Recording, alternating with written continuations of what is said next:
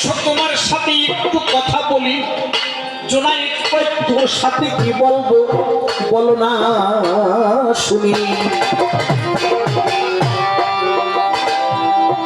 জুনায়েদকে জড়ায় ধরে ওই ব্যক্তি জুনায়েদের কানে কানে বলে, ও জুনায়েদ, তুমি কি আখির জামানা হযরত মুহাম্মদ সাল্লাল্লাহু আলাইহি সাল্লামের নাম শুনেছো?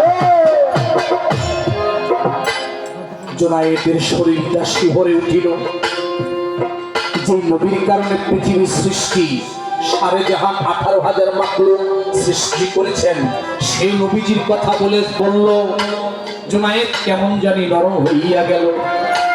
কানে কানে বলে, ও জুনায়েদ, আজকে 3টা দিন হয় আমার 2টা সন্তান, তাদের মুখে আমি খাবার তুলে দিতে পারি না। আমি অসহায় দুর্বল ব্যক্তি, আমার কাছে কোনো টাকা নাই, পয়সা নাই, তাদেরকে খাবার তুলে দিব এরকম সামর্থ্য আমার নাই। জুনায়েদ, সেই বাচ্চাদের মুখে খাবার তুলে দেওয়ার জন্য আজকে এখানে খেলতে এসেছি।